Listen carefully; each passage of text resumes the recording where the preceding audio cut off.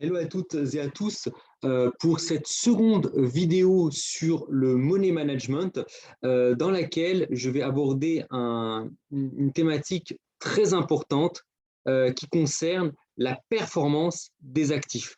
Et oui, parce que souvent, les investisseurs, hein, qu'ils soient professionnels ou particuliers, se concentrent sur l'espérance de gain qu'ils peuvent avoir en investissant sur un actif, mais sans voir le risque de perte. Souvent, en fait, avant d'investir, on ne voit que le manque à gagner. On ne voit pas le risque de perte potentielle. Et ça, c'est quelque chose de très important quand on veut durer dans le monde de l'investissement. Donc là, je vais vous présenter justement un petit peu la suite. Donc, cette deuxième partie sur le money management, la performance d'un actif ne fait pas tout. Alors, je vais vous présenter des exemples simples qui, moi, m'ont marqué. Premier exemple, l'argent métal. Donc, l'argent métal, ça c'est l'évolution de la variation des cours de l'argent de 2000 jusqu'à 2022. On parle quand même d'une période de 22 ans. Donc, quand on regarde, effectivement, si on ne se casse pas trop la tête, on voit que l'argent, la performance moyenne de l'argent est de 7% par an. Il valait à peu près 5 dollars l'once en 2000. Aujourd'hui, il en vaut à peu près entre 22 et 23, plutôt 23 au moment où je parle. Donc, effectivement, ça peut paraître, voilà, c'est un investissement intéressant, 7% par an, c'est une performance honorable, en tout cas supérieure à l'inflation. Alors la question que je pose, est-ce que du coup, on peut investir les yeux fermés tout son patrimoine dans l'argent métal? Alors quand on regarde plus ce graphique de manière plus détaillée, on voit que, ok, il y a eu 7% par an en moyenne, mais on voit qu'à certaines périodes, l'argent s'est très très mal comporté. En 2011, l'argent a perdu 50% de sa valeur. Je rappelle, quand un actif perd 50% de sa valeur, il est passé de 50 dollars l'once à peine 25 dollars l'once en même pas un an. Quand vous perdez 50%, pour revenir à votre niveau d'avant, il faut une hausse non pas de 50%, mais de 100%. Et d'ailleurs, on le voit aujourd'hui, celles et ceux qui ont investi en 2011, au mauvais moment de l'année 2011, quand l'once d'argent s'est changé à 50 dollars l'once, aujourd'hui, ils sont à même pas, ils ont perdu encore plus de ils ont perdu la moitié, plus la moitié de leur mise. 11 ans après, l'argent est à peine 50% de ce qu'il valait en septembre 2011. Donc là, on voit vraiment par un exemple quand même simple sur un actif tangible, c'est pas une petite valeur, voilà, une petite biotech qui peut, voilà, c'est quand même, c'est un marché, le marché de l'argent métal.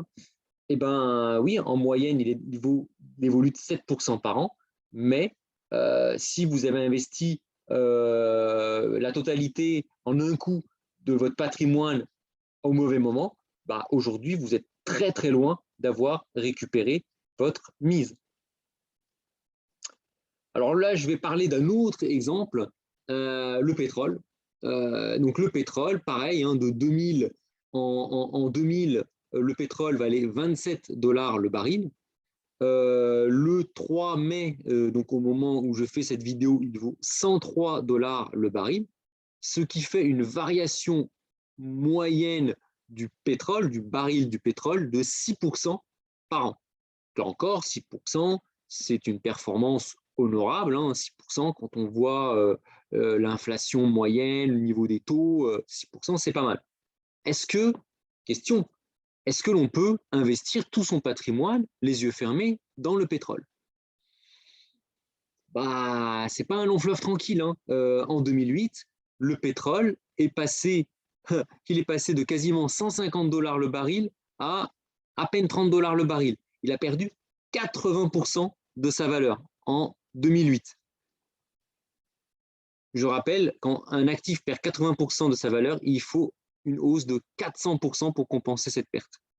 Ensuite, 2014, le pétrole repère, là on voit ici, 59% de sa valeur. Il faudra une hausse de 145% pour effacer cette perte. Et enfin, en 2020, tout le monde le sait, hein, suite au confinement, à la crise du Covid et le confinement international décrété, la demande en pétrole s'est littéralement effondrée et le prix du pétrole le pétrole a perdu 90% de sa valeur en l'espace de 2 mois. Et certains contrats du pétrole ont même coté négatif, sont même passés en territoire négatif pour certains contrats. Mais 90% en moyenne, les cours du pétrole ont perdu 90%. Je rappelle, pour compenser une hausse de 90%, il faut 900% de hausse. Donc vous voyez bien que, certes, sur 22 ans, le pétrole a gagné en moyenne 6% par an, mais en fonction des périodes où vous avez investi, quelqu'un qui a investi au plus haut en 2008 sur le pétrole, aujourd'hui, il est toujours nettement perdant. Alors que pourtant, ça fait déjà 11 ans. Donc le dernier record du pétrole, qui n'a toujours pas été franchi, remonte à, pas 11 ans, remonte à 14 ans. Donc là encore, c'est très important de bien gérer son timing, de bien pratiquer ce que j'appelle le money management. Donc là, je rappelle un graphique qui est assez impressionnant. C'est en fait, ça, c'est le gain qu'il faut pour compenser une perte. En abscisse, vous voyez la perte que vous avez subie initialement. Imaginez, vous rentrez au mauvais moment, votre actif perd un certain pourcentage. Quel est le pourcentage en ordonnée qu'il faut pour rattraper cette perte? Et là, c'est assez impressionnant. Alors évidemment, si vous perdez 10%, bon, si vous perdez 10% à t égale 1 et qu'à t égale 2, vous faites 11%, ben en fait, vous êtes quasiment à l'équilibre. Donc 10% de perte, 11% de gain, ça fait 0. 1% de perte, 1% de gain, ça fait aussi 0. Par contre, quand on commence à enregistrer des pertes importantes, prenons par exemple une perte de 50%, comme on a pu le voir sur l'argent ou le pétrole, qui sont quand même des actifs tangibles, hein, et ben, pour couvrir une perte de 50%, il faut une hausse de 100%. Là, c'est déjà plus la même histoire. Pour couvrir une perte de 80%, il faut une hausse de quasiment 400%. Et pour couvrir une perte de 90%, comme on l'avait vu tout à l'heure pour le pétrole, il faut une hausse de 900%. Donc, on voit que, en fait, la performance qu'il faut générer pour compenser une perte, elle évolue de manière exponentielle avec la perte générée. C'est-à-dire qu'une petite perte et un petit gain, ça se compense. Par contre, une grosse perte, pour compenser une grosse perte, il faut faire un gain qui est parfois 2, 3, 5, 10 fois plus élevé que la perte initiale pour revenir à l'équilibre. Et ça, cette courbe, elle est très importante parce que c'est ce qui explique pourquoi la grande majorité des investisseurs, lorsqu'ils commencent à perdre de l'argent, n'arrivent plus du tout à revenir en territoire positif. Il faut une grosse perte, il faut une bêtise. Je vous ai cité par exemple Newton, hein, Isaac Newton, qui est, comme je vous dis, c'est quand même quelqu'un dans la dernière vidéo qui est loin d'être un imbécile. Voilà, il a connu une énorme perte sur un trade. Il a acheté au plus haut une action dont il croyait fermement qu'elle allait monter à l'infini. Il a fait un mauvais investissement, il a tout misé dessus. L'action s'est effondrée. Il n'a plus eu aucune chance de retrouver ses billes. Et ça, c'est très important. Ça s'appelle la composition, ça s'appelle les intérêts composés. Hein. Les gains et les pertes ne s'additionnent pas, ils se composent. Et ça, c'est très important, c'est ce qui explique pourquoi il faut à tout prix, pour avoir une longévité dans le monde de l'investissement, pour conquérir sa liberté financière à travers l'investissement financier. Avant de chercher les gros gains, il faut à tout prix limiter au maximum les grosses pertes. Vaut mieux faire des petits gains de 1%, 1,5%, 1% de manière régulière que de se prendre un moins 50 ou un moins 60 Et là, pour compenser un moins 50, il faut un plus 100. Donc, il faut plus 100, il faut quasiment 100 fois des hausses de 1% à peu près. Donc ça, c'est quelque chose vraiment de très important, ce graphique-là. Il faut presque l'apprendre par cœur, c'est la base pour faire un bon money management. Alors, souvent, en fait, ce qui est en cause aussi dans les pertes des investisseurs, c'est ce qu'on appelle l'effet de levier, ou j'appelle ça l'effet casino. Alors, tous les brokers, ainsi que les comptes titres, hein, les banques qui disposent d'un compte titre, offrent la possibilité aux investisseurs de passer des ordres pour des montants supérieurs à leurs avoirs. Il est donc possible, par exemple, d'avoir 1000 euros en banque et de passer des ordres sur les actions ou les matières premières avec des valeurs de 2000 euros. C'est ce que l'on appelle l'effet de levier. Alors ici, dans cet exemple, on a un effet de levier qui est égal à 2000, donc c'est l'engagement, ce sont les ordres que l'on prend, divisé par 1000, qui est l'argent qu'on a en banque, on a un effet de levier de 2. Donc dans notre exemple, les 1000 euros qui constituent les espèces que l'on a placées en banque s'appellent le collatéral. Donc ça, c'est important, si vous voulez faire de l'investissement, de vous familiariser avec ces termes, parce que les brokers avec lesquels vous allez discuter ou les banques, si vous ouvrez un compte titre, elles utilisent ce vocabulaire. Donc c'est important d'être familier avec cette typologie de vocabulaire. Alors ce recours à l'effet de levier n'est pas gratuit. Il s'agit en réalité d'un crédit déguisé qu'accorde la banque à l'investisseur, lui permettant de prendre des positions. Et tout comme un crédit, évidemment, l'investisseur paie un taux d'intérêt journalier. Donc à chaque jour où l'investisseur garde sa position achetée à crédit, donc avec un effet de levier, eh ben, l'investisseur va payer un taux d'intérêt à son broker ou à sa banque qu'on appelle le rollover, les frais de rollover. Par ailleurs, afin de se prémunir contre le risque que l'investisseur puisse perdre plus que sa mise, plus que le collatéral, la banque va utiliser ce qu'on appelle un système de couverture. Il s'agit en fait d'un montant que la banque va geler en rapport avec la position prise par l'investisseur. Donc ça, c'est important, c'est pour éviter finalement que la perte de l'investisseur dépasse le montant qu'il a placé à la banque. Donc si la valeur du portefeuille descend en dessous de la couverture définie par la banque, celle-ci va soit demander à l'investisseur de remettre de l'argent sur son compte, ce qu'on appelle un appel de marge, ou tout simplement de clôturer sa position.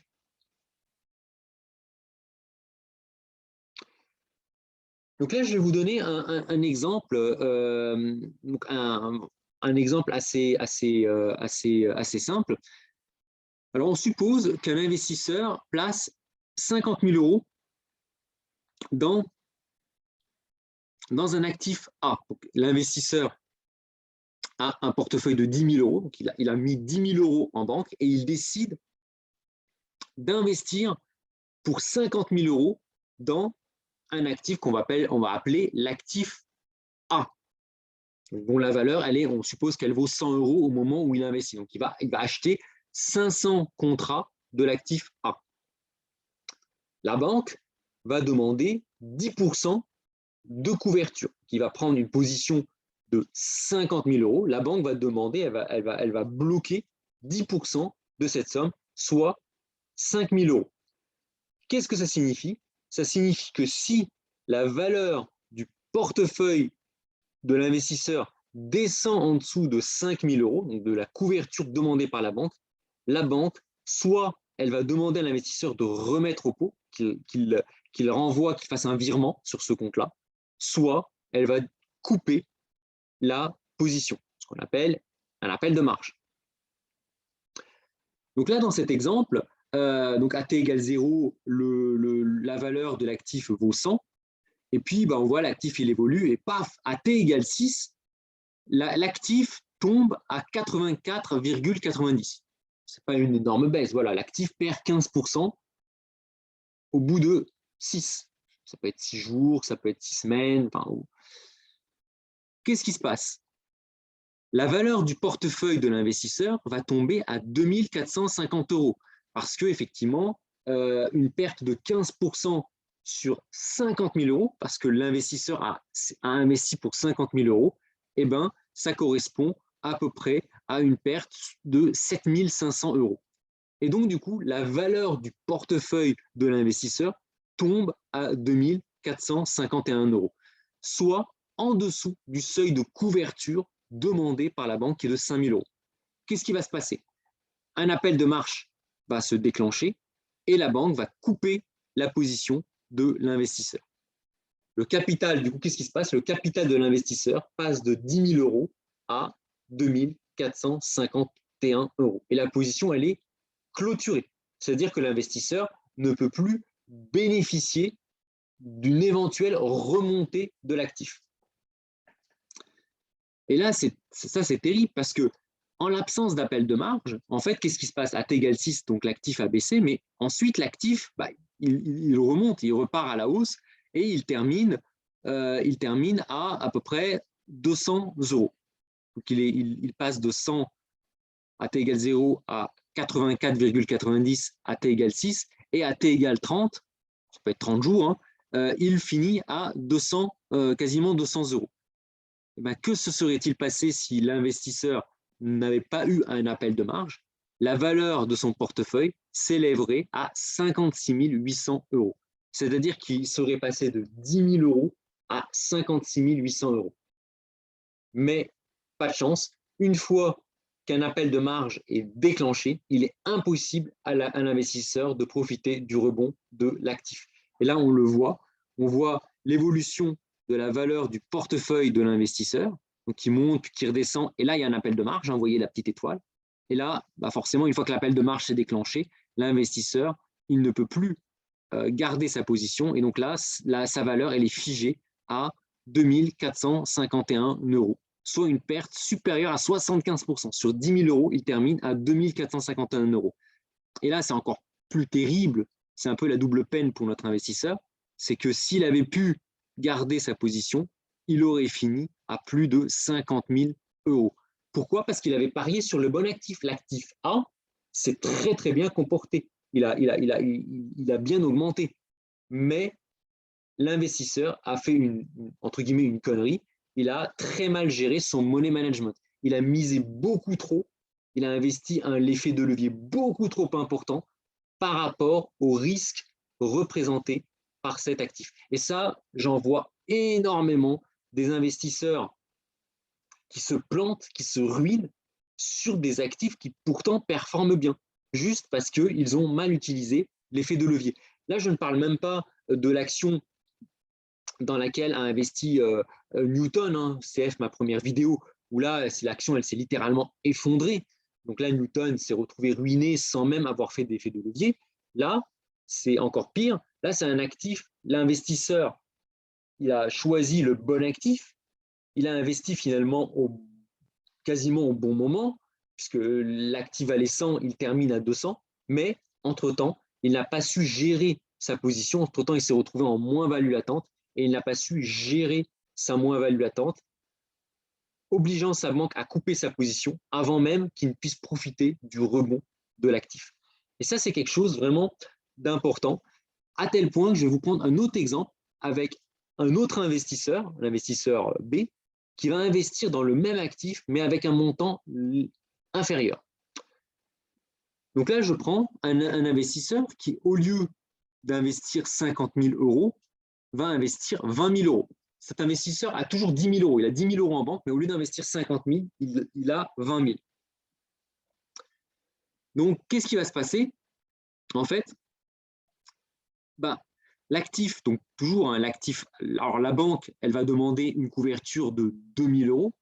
Forcément, il va investir 20 000 €. Donc, la couverture demandée, c'est 10% de 20 000. Donc, c'est seulement 2 000 € au lieu de 5 000 € pour le premier investisseur. Et comme il a investi 20 000 €, donc moins que 50 000, les variations de son portefeuille seront beaucoup plus faibles. Et là, on le voit, on voit la valeur de son portefeuille, elle commence à 10 000 €, hein, comme le premier investisseur, mais on voit que malgré les variations, la volatilité de cet actif, on voit que la valeur de son portefeuille, elle ne descend jamais en dessous de 2 000 euros. On voit dans le pire des cas, on tombe à 6 500 euros. Donc, pas d'appel de marge. Donc, l'investisseur encaisse une moins-value latente quand même importante. On passe quand même de 10 000 à 7 000, donc il y a quand même 30% de baisse, mais on est quand même loin de la zone rouge des 2 000 euros. L'investisseur ne panique pas. Peut-être qu'il a d'autres comptes en banque, il a peut-être un appartement à côté, voilà, il n'a pas mis tous ses œufs dans le même panier. Il ne panique pas, il part en vacances. Et on voit que l'actif A remonte, comme dans le cas, c'est le même actif, et il finit à 200 euros. Donc l'actif finit à 200 euros, c'est exactement le même actif que celui qui a été investi, enfin celui dans lequel a investi l'investisseur précédent.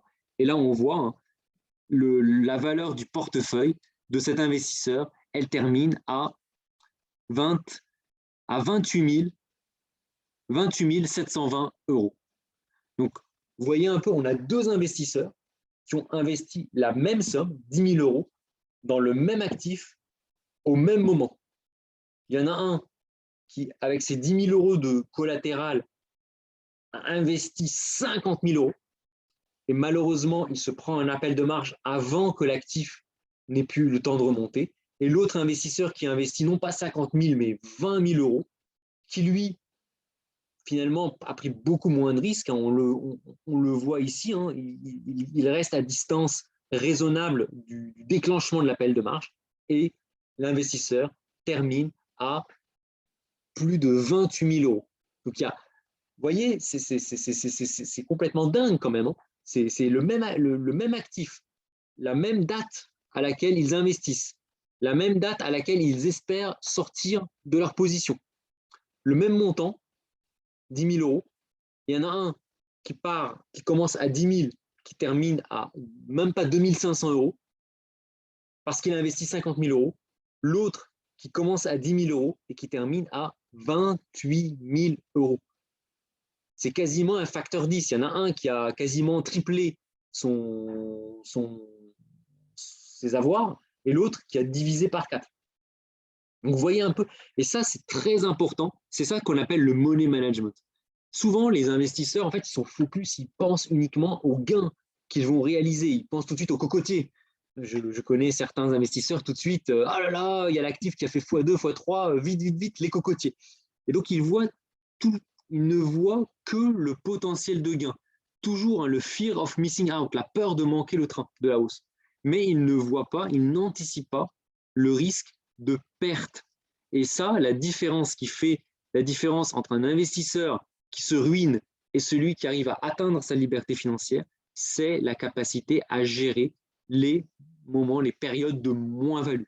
Ça, c'est quelque chose de très, très, très important. Et vous voyez, ces exemples-là le montrent. Sur un même actif, avec une même valeur de portefeuille, avec le même timing, vous en avez un investisseur qui sera ruiné, un autre qui aura multiplié quasiment par 3 son patrimoine. Donc ça, c'est quelque chose vraiment vraiment de très, très important. Vraiment, si vous devez retenir quelque chose de cette deuxième vidéo, c'est lorsque vous choisissez d'investir dans un actif, surtout, il ne faut pas regarder que la performance. Ça, c'est très important. Alors, la performance, bien sûr, il faut la regarder. C'est sûr, si vous avez un actif qui fait moins 2% chaque année, comme c'était le cas, par exemple, des taux d'intérêt français qui étaient négatifs, ça ne sert à rien d'investir dans quelque chose qui va vous apporter un rendement négatif à coup sûr, bien évidemment. Mais même lorsqu'on a des actifs qui rapportent des rendements intéressants, positifs, et des actifs qui ont un vrai sens économique, le pétrole, l'argent métal, ça c'est du tangible. Il faut faire très attention, il faut bien manager ce qu'on appelle le money management. Il faut bien gérer la valorisation de son portefeuille, bien piloter notamment lorsque le portefeuille est en moins-value latente. Il faut bien gérer ça parce que c'est ce money management qui fera la différence entre les investisseurs qui vont réussir et ceux qui malheureusement vont perdre. Voilà, bah, écoutez, voilà, c'est tout pour cette deuxième vidéo. Donc, dans la prochaine vidéo, donc la troisième, je vais aborder un élément qui est très important dans le money management et qu'utilisent les banques notamment et les assureurs, à savoir les générateurs de scénarios économiques qui sont utilisés. Alors, nous, les particuliers, on appelle ça le money management ou la gestion des finances personnelles. Les assureurs, les banquiers appellent ça l'ALM, l'Asset Liabilities Management ou la gestion actif-passif. Et ça, justement, dans la troisième vidéo, je vous parlerai des générateurs de scénarios économiques qui sont, dont la maîtrise peut permettre réellement d'accroître sa connaissance du money management. Voilà, bah écoutez, je vous souhaite voilà, bonne fin de vidéo et je vous retrouve avec plaisir pour la troisième vidéo.